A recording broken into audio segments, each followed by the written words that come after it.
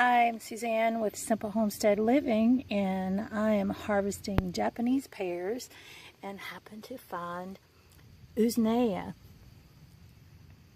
Usnea is a wonderful antibiotic. I'm going to show you how to find it, and then we'll go into the kitchen and figure out how to use it, how to make a tincture, and how to dry it. This is one of my apple trees. This is one of the old apple trees. And I was looking at it thinking how sad it was that it's going to die. But I'm getting a great harvest off of it. These are completely organic. But here's what happens when wood starts to decay and die. That is Usnea. Just a little piece. I'm going to pluck it. And that's what we're going to use. I don't see any more to show you. There's a tiny little piece, but I'm going to leave that one. Can you see that? It's a tiny little piece. It's only about the size of my fingernail. I'm going to leave that one. And there's another little piece. It's all over this tree. So let's go back into the kitchen and we'll turn it into tincture. Okay, we're back at the workbench and I have got my Usnea and I'm just chopping it up. Just to give you a little background on Usnea. Usnea is an antiviral, antifungal. Studies have been done on this plant to help with coughs, with respiratory infections, with UTIs. There's just a lot of goodness. It's even been shown to help with staph and MRSA. So this is a great antibiotic. Now what I'm doing, as you saw a little bit ago, these are just pieces of Usnea. These have a little bit of bark on them. So I'm just going to take and cut that little piece off right there. Now one way you can know that you have Usnea and not another type of moss is if you take this, let me see if it'll focus here, and you pull on it. It's almost elastic, and can you see that little white core there? That is one of the ways to tell that it's Usnea.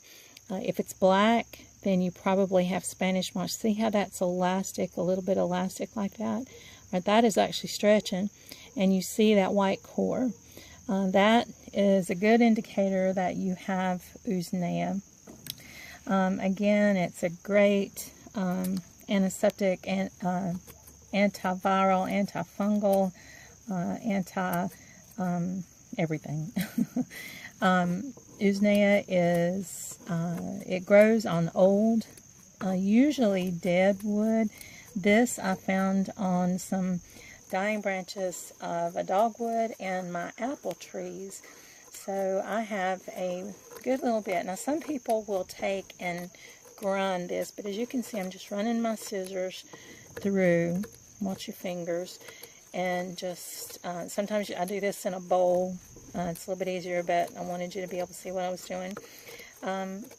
So you just take and chop, chop, chop. And just chop it till it's really fine.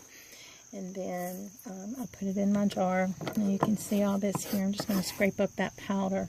It's almost ground up anyway, right? So, just going to put it in there. Now, Usnea, however you want to pronounce it, does need, the best way I have found is water and alcohol. 100 proof vodka does have alcohol in it, water in it. So I just use straight alcohol. I learned that from an herbalist and that I respect greatly. So I have about, as you can see, that's about 1/3 of the jar. So I'm going to just cover this and go 2 to 1 with vodka. And then I'm going to add a little more.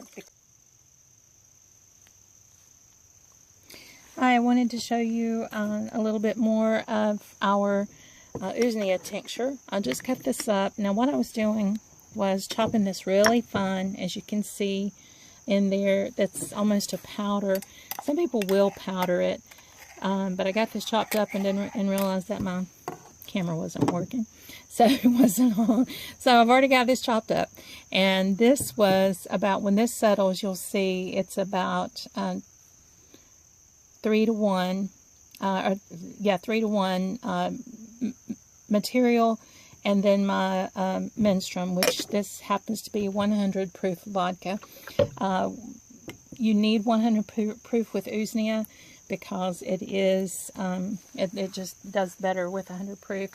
Usnea is used for infections like respiratory infections, for urinary tract infections. It is antiviral, antifungal. It's been shown, there's studies that have been done to treat MRSA. Quite a few different aspects of this plant, of this fungus, that will help you.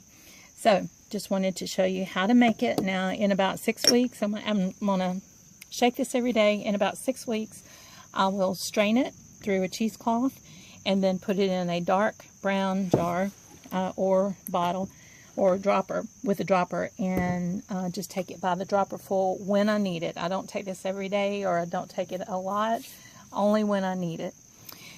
Thank you for joining me. I'm Suzanne with Simple Homestead Living, and happy homesteading.